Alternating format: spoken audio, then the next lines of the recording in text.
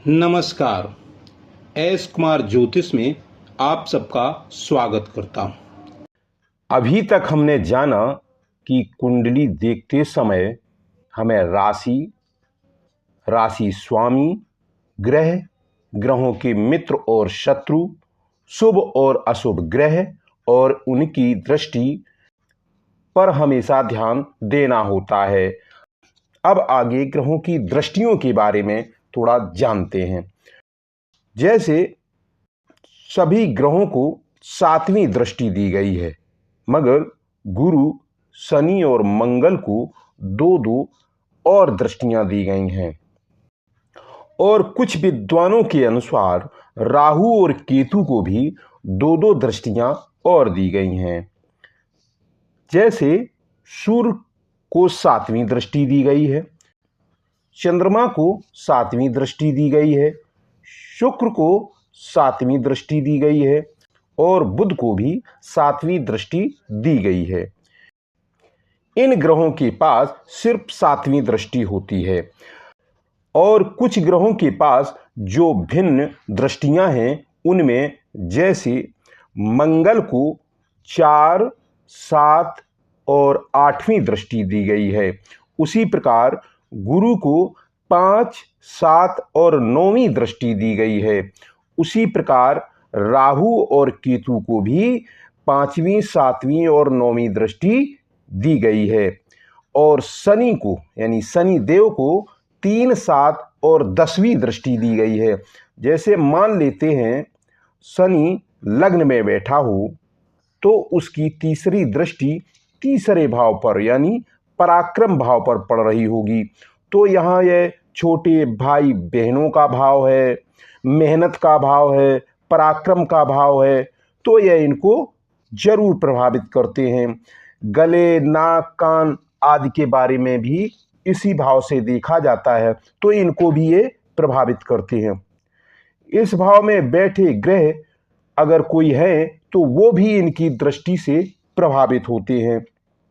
इसी प्रकार इनकी 7वीं दृष्टि विवाह भाव पर पड़ती है, तो यह पति पत्नी के निजी व्यवसाय, रोज की कमाई आदि को भी ये अपनी दृष्टि से प्रभावित करते हैं और उस भाव में बैठे ग्रह को भी प्रभावित करते हैं।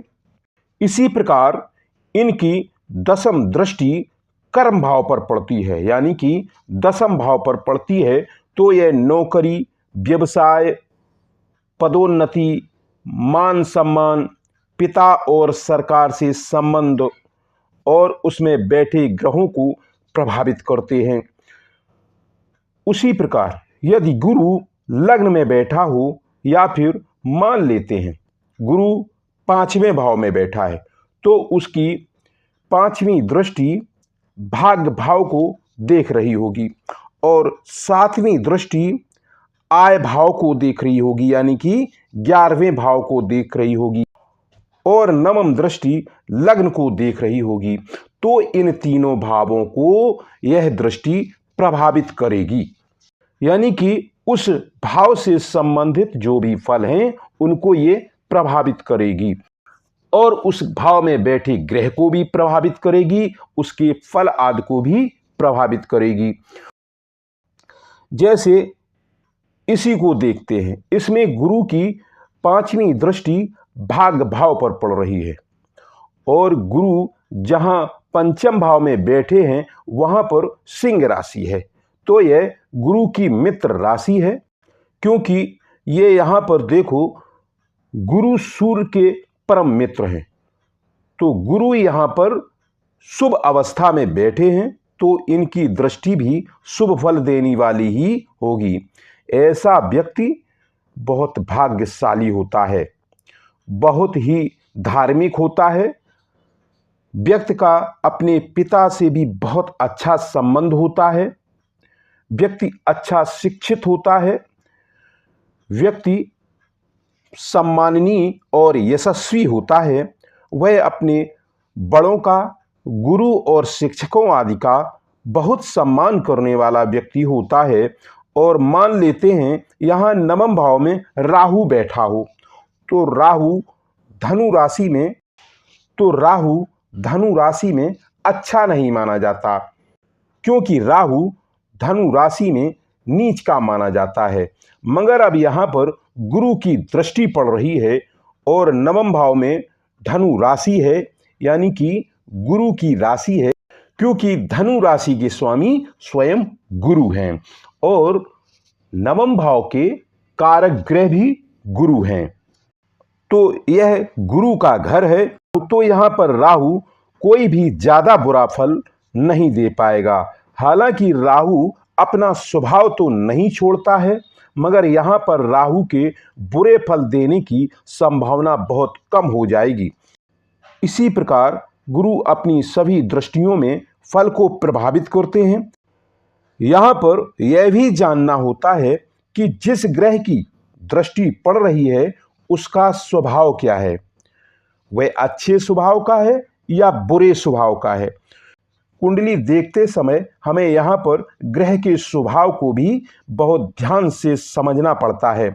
जैसे कोई ग्रह क्रूर या पाप ग्रह हो तो वह अपने स्वभाव के अनुसार उस भाव को प्रभावित करता है।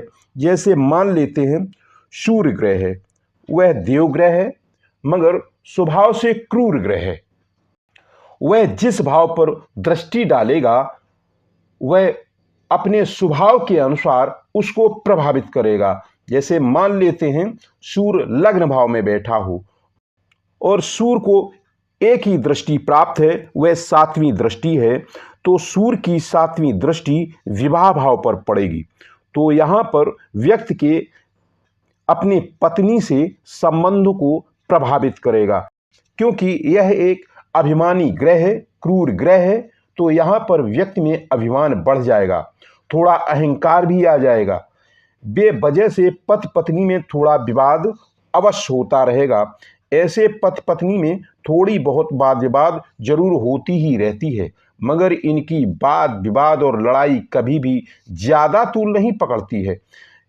यहाँ से यह भी देखना होता है कि ग्रह किस राशि में बैठा है, वह मित्र राशि में बैठा है या शत्रु राशि में बैठा है।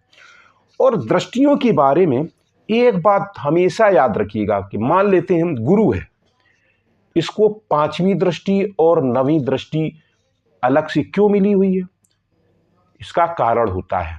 गुरु को 5वीं दृष्टि इसलिए मिली है कि गुरु ज्ञान का कारक ग्रह है और 5वां भाव ज्ञान का भाव है। तो गुरु की जब भी जहां पर भी 5वीं दृष्टि पड़ती है उसी भाव के अनुसार वह व्यक्ति शिक्षा ग्रहण करता है। और गुरु की 9वीं दृष्टि धर्म भाव पर यानी भाग्य भाव पर पड़ती है। तो गुरु जहां पर भी बैठे हों, उनकी 9वीं दृष्टि जहां पर पड़ रही हो, जिस भाव में पड़ रही हो, उस भाव के अनुसार वह व्यक्ति धार्मिक भाग्यशाली होगा। और यहां पर देखते हैं कि शनि को तीसरी और 10वीं दृष्टि क्यों मिली हुई है। शनि पराक्रम का ग्रह है, धन देने वाला ग्रह है, उन्नति का ग्रह है, यह कर्म का ग्रह है, यह आपके कर्म के अनुसार फल देने वाला ग्रह है। तो शनि की तीसरी दृष्टि पराक्रम भाव पर पड़ती है। उसी अनुसार, क्योंकि यह पराक्रम का ग्रह है, तो उसी अनुसार व्यक्ति पराक्रमी होता है जिस भाव में शनि की दृष्टि पड़ रही होती है। और शनि की 10वीं दृष्टि इसलिए मिली हुई है कि 10वां भाव कर्म का भाव है, नौकरी व्यवसाय आदि का भाव। जब भी हमें किसी व्यक्ति का ये जानना हो कि वो क्या करेगा, कितना कमाएगा और किस विषय में उसे कार्य करना चाहिए, कहाँ नौकरी उसको सफल होगी, कौन सी नौकरी और व्यवसाय उसके सफल होंगे, तो ये हमेशा देखना चाहिए कि शनि जहाँ पर बैठा हो उसकी जिस भाव में दृष्टि पड़ रही हो उस भाव से प्रभावित ही उसको कर्म करना चाहिए और उसको कर्म में फायदा भी उसी भाव के अनुसार मिलेगा। जैसे मान लेते हैं शनि 6वें भाव में बैठा है तो उसकी 10वीं दृष्टि कहाँ पड़ेगी, तीसरे भाव में। तो ये पराक्रम का भाव है, छोटे भाई बहनों का भाव है। तो शनि हमेशा आपको जब भी फल देंगे वो मेहनत की बात देंगे। आपको मेहनत करना पड़ेगा, अपनी नौकरी में अटूट मेहनत करनी पड़ेगी, तब आप सफलता प्राप्त करेंगे। और आपको अपने भाई बहनों का, यानी छोटे भाई बहनों का बहुत सम्मान करना होगा। और वहां पर जो भी ग्रह बैठा होगा वह भी इस चीज को प्रभावित करेगा। जब भी हम कुंडली में दृष्टि का विचार करते हैं तो इन सब चीजों का बहुत ही बारीकी से ध्यान रखना होता है। और कुंडली में यह भी ध्यान रखना होता है कि ग्रह जिस राशि में बैठा है वह राशि मित्र राशि है या शत्रु राशि है या उच्च राशि है या नीच राशि में बैठा है। अब आगे हमें जानने के लिए या कुंडली समझने के लिए अगला पार्ट देखना होगा। यह वीडियो यहीं तक, फिर मिलेंगे अगली वीडियो में। धन्यवाद।